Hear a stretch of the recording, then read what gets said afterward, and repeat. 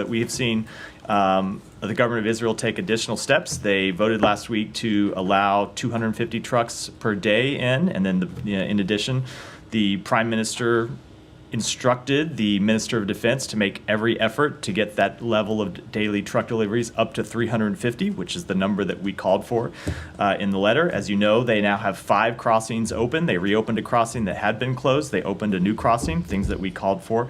They restarted the Jordan Air Force's corridor, something that we had called for.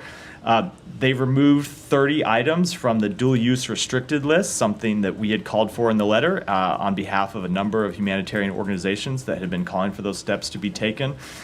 They restored deliveries to the north. They expanded the Mawasi humanitarian zone by 25%, something that we had called for in the letter. They are implementing the UN's plan to prepare for winter, which includes things like repairing roads. But when you look at escalation of this conflict, it has been Russia that has escalated the conflict time and time again, bringing in an Asian military to a conflict inside Europe. The Russians say that they can just deploy whoever they like to Kursk because it's inside their own country.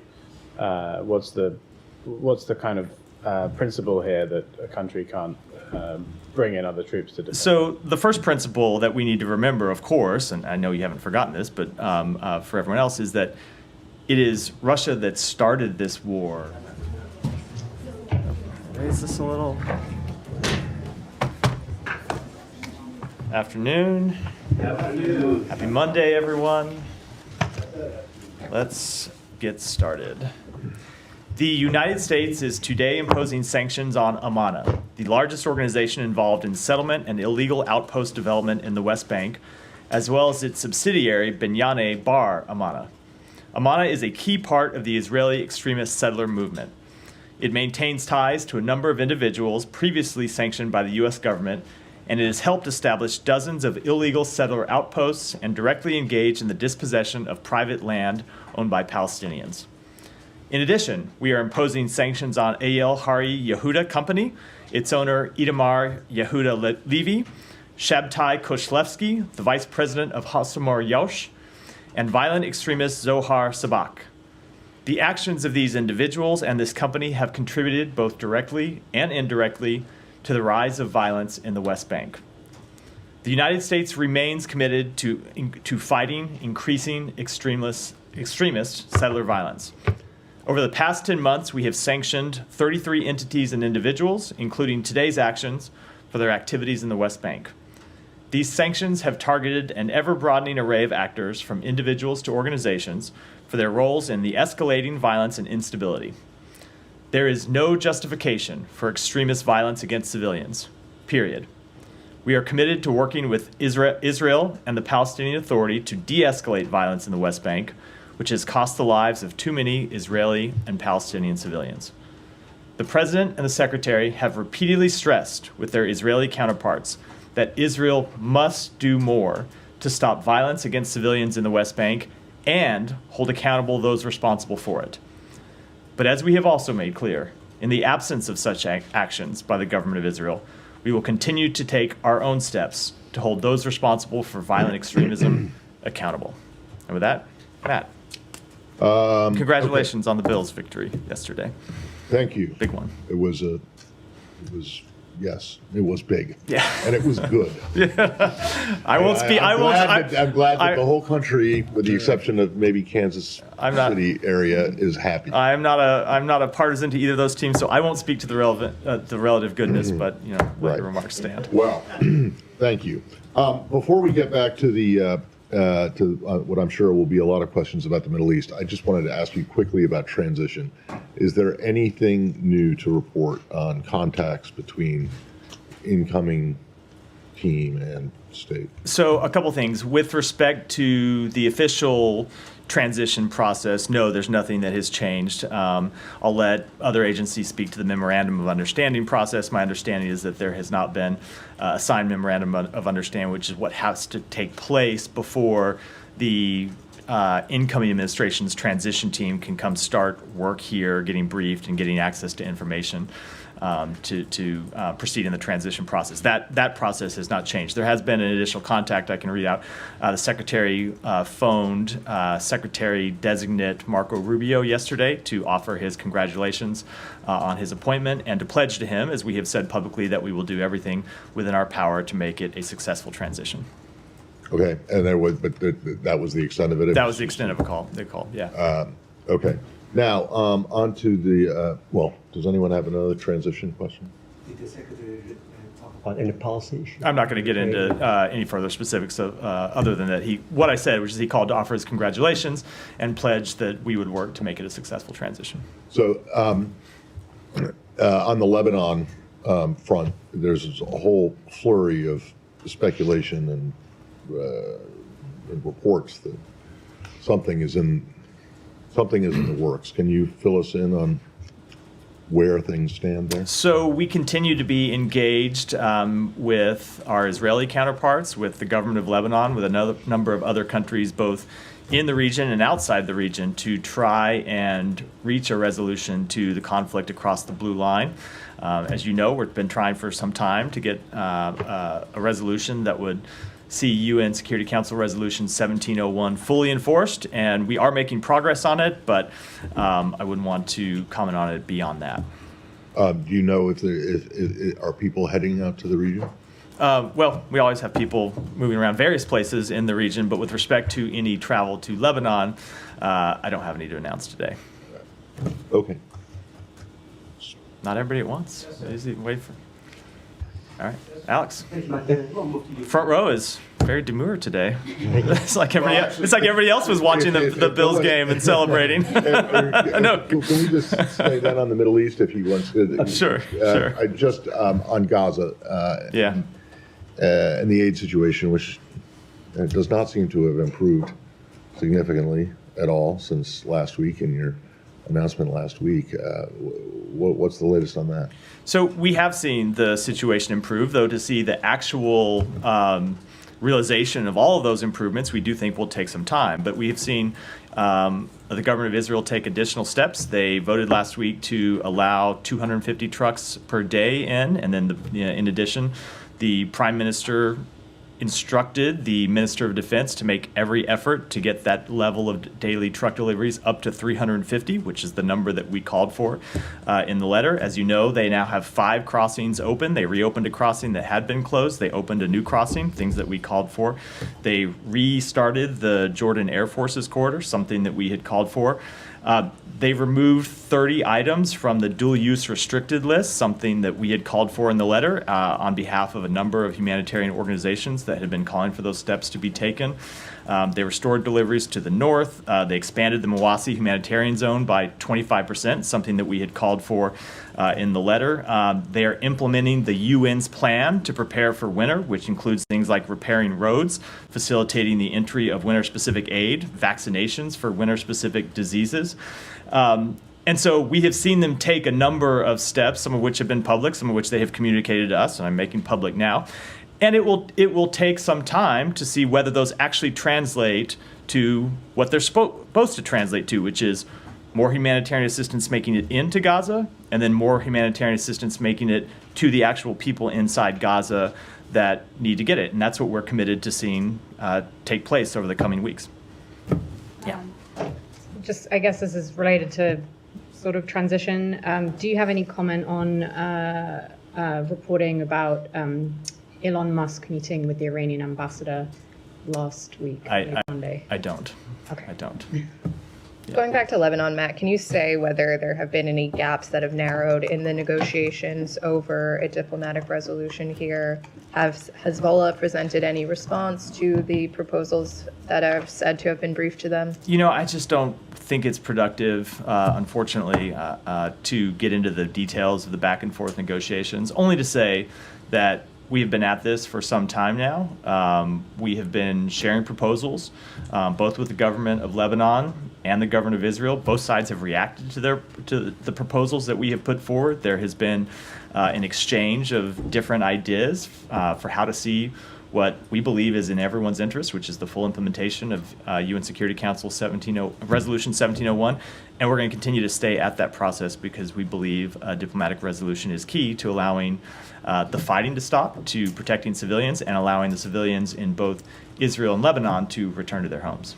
In past weeks, there has been optimism around the discussions to varying degrees. Are you able to give us a characterization of where that stands now? Are you optimistic that something can come together in the coming I days am or not weeks? going to make a characterization, which shouldn't read anything into other than that to say we are committed to trying to get these negotiations over the finish line. We believe it is in the government of Israel to get them over the finish line. We believe it is in the interests of the government of Lebanon to get them over the finish line. I'm not going to characterize the chances other than to say when you have a resolution in the interest of all the relevant parties, we ought to be able to get to an agreement, and that's what we're going to try to do.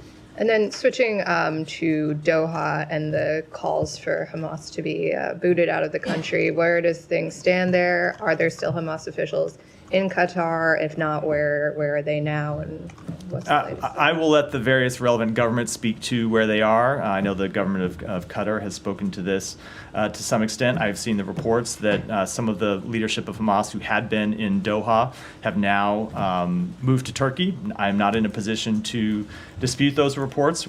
What I would say on behalf of the United States is that we don't believe the leaders of a vicious terrorist organization should be living comfortably anywhere. And that certainly includes in a major... Remember that Hamas is a brutal terrorist organization that has murdered a number of Americans, continues to hold to this day 7 American citizens hostage, and of course, that's not even to speak of the citizens of other countries that it has murdered and that it has held hostage. So to the extent that members of Hamas are in Turkey or in any country, look, a number of these individuals are under U.S. indictment, have been under U.S. indictment for some time, and we believe that they should be turned over to the United States.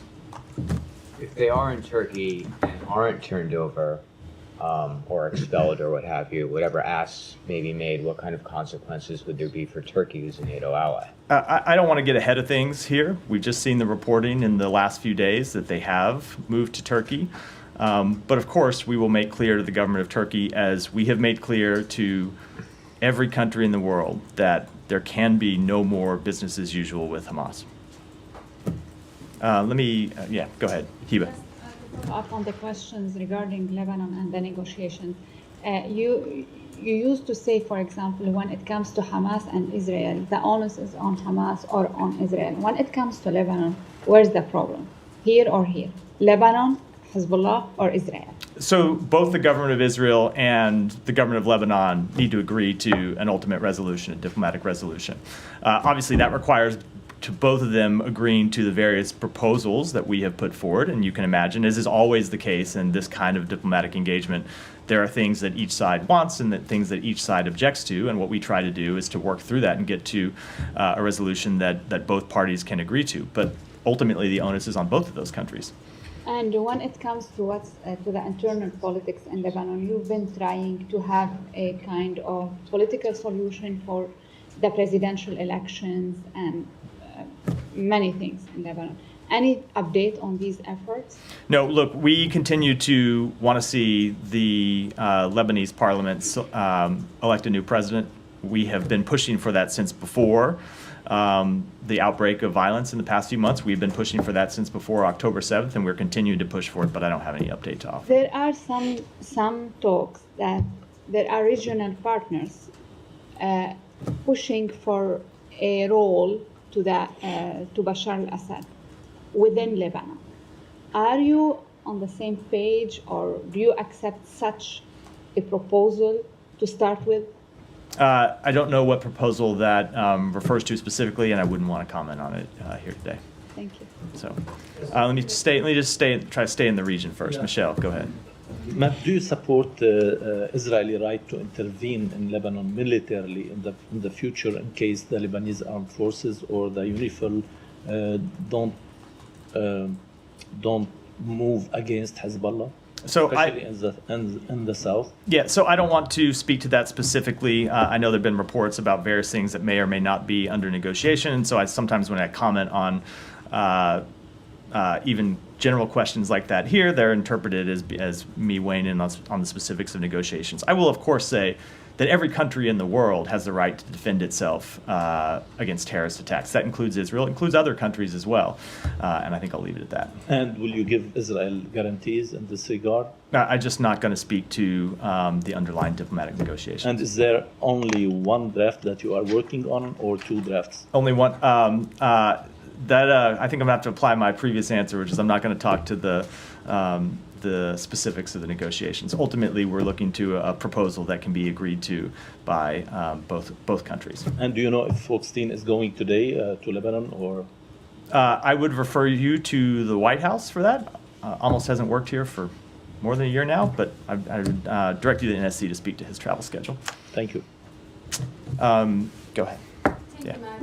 Over the weekend, Haaretz reported on Israel's crackdown on foreign activists in the occupied West Bank, stating that at least 16 foreign activists, many of them our Americans, have been expelled from Israel since last October after being detained in the West Bank. Have you seen these reports, and do you have any reaction? Do you believe that Israel is deliberately targeting foreign activists? Yeah, we have seen the reports, and we are currently gathering more information about them. I don't have any specific information to speak to, and so don't have any comment on them, but would say in general, we support the rule of law and due process, and will continue to advocate for these principles, especially when they pertain to the treatment of U.S. citizens. And one more on this, activists being targeted.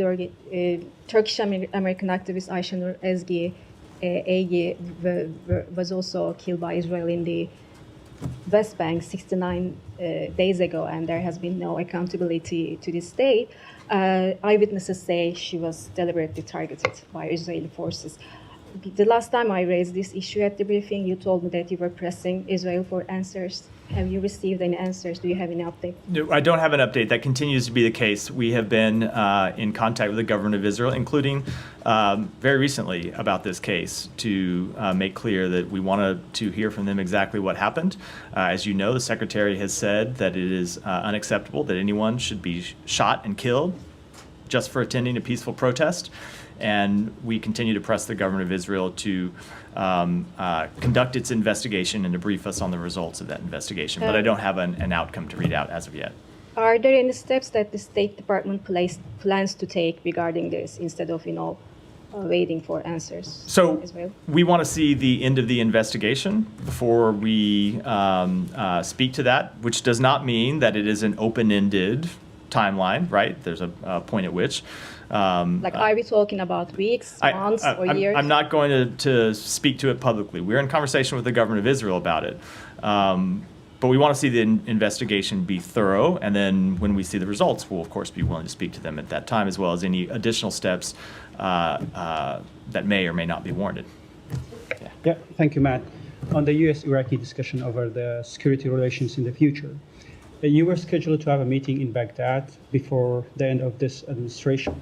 But an Iraqi diplomat told me that the Iraqi government has requested the State Department to postpone the meeting to next year and changing the venue from Baghdad to Washington, D.C. Have you received such a request? And what updates do you have for me about your discussions with Iraq over security relations? I'm going to have to take that question and get back to you. I'm just not tracking the details of either timing or location for that meeting. And another question related to this, I'm not sure if you have anything for me. Does changing administration in Washington have any impacts on your discussion with Iraq over security relations and your forces in Iraq? So that gets back to a question I spoke to last time I was here, which I guess was week before last, right after the election, when I was obviously traveling last week. And the general answer to that is I obviously can't speak to what the next administration will do on any policy area anywhere around the world. we have made clear what we believe is in the interest of the United States, and we will continue to pursue those policies and continue to put them in place between now and January 20th, but I wouldn't want to speculate in any way what the next administration may do. And last question, the Iraqi militia groups has increased their attacks on Israel. I'm sorry, the Iraqi militias, yeah. They increased their attacks on Israel. Even yesterday they attacked Elliot. And they are using a pretext that Israel has used the Iraqi airspace to attack Iran. And the Iraqi government was saying that we are going to engage with the U.S. on this. What's your comment on that? Do you think it's the right pretext? We clearly do not. We have engaged with the government of Iraq on this very question to make clear to them that the government of Iraq should not allow the territory of Iraq to be used to launch terrorist attacks against anybody. And it is not in Iraq's interest to be pulled into regional conflict. And so the government of Iraq should take all appropriate steps to prevent these terrorist organizations from launching such attacks. Thank you. Staying in the region. I wanted to move to Russia. I should have. I will come to you next. Let me just make sure anyone else has anything else in the region. Go ahead, and then I'll come back to you next time. Thank you, Matt. According to Israel Behind the News report, UNRWA schools in Bethlehem are reopened, and UNRWA is actively participating in the war against Israel. My question to you is, will the U.S. therefore demand on arms and ammunition inspection of UNRWA schools and medical clinics and a follow-up? So I don't know what report you're referring to, but we do not believe that UNRWA is engaged in active war against the state of Israel. Okay. Let me just finish. UNRWA exists to provide humanitarian services to the Palestinian people. We believe it's important work that they play. Now, we take very seriously the allegations that there were UNRWA employees who were involved in the terrorist acts of October 7th and made clear that that's absolutely unacceptable. And those employees must be held accountable for those actions, but that's different than painting with a broad brush the entire organization. Again, another issue. In light of the U.S.-UNRWA Accord, which conditions U.S. aid to UNRWA on the removal of incitement in texts and murals from UNRWA, will the U.S. demand that murals and texts which glorify murder of Jews be removed from UNRWA refugee camps in Bethlehem? I don't know exactly what specific report you're referring to, so I'm not going to comment on it. Simon, go ahead. What can you tell us about what the current policy is on whether Ukraine can launch long-range missile strikes into Russia using U.S. missiles? I don't have any policy updates to speak to today. As you know, since even before Russia launched its full-scale invasion, the United States has marshaled a coalition of more than 50 countries to provide assistance to Ukraine and to hold Russia accountable for its actions. We have made clear that we will always adapt and adjust the capabilities that we provide to Ukraine when it's appropriate to do so, and you have seen us back that up with steps that we have taken over the past several years, but I don't have any new policy developments to speak to today. Obviously, this is already being reported that there is a change of policy, and the Kremlin has responded saying this is a major escalation from the U.S. Do you have you're not confirming the policy change, yeah. but given that this is already information out there that Russians are responding to, what's your take on them accusing you of escalating this conflict? Yeah, so again, I know this goes without saying, but let me say it anyway. I'm not going to speak to or confirm any policy changes. But when you look at escalation of this conflict, it has been Russia that has escalated the conflict time and time again. And that includes just in the recent month when Russia recruited the deployment of more than 11,000 North Korean soldiers who are now on the front lines in Kursk, engaging in combat operations against the Ukrainian military. That is a major escalation by Russia, bringing in an Asian military to a conflict inside Europe. And as we said, as the Secretary said, our response to that would be firm. And the supporters of Ukraine's response to that needed to be firm. And we will continue to do what is appropriate to hold Russia accountable for its actions, including its escalatory actions, and to hold North Korea accountable for its escalatory actions. The Russians say that they can just deploy whoever they like to Kursk because it's inside their own country. What's the kind of principle here that a country can't bring in other troops to defend? So the first principle that we need to remember, of course, and I know you haven't forgotten this, but for everyone else, is that it is Russia that started this war by invading the sovereign territory of its neighbor. Russia that invaded Ukraine supported proxy war in 2014, and then that launched a full-scale invasion of Ukraine in 2022.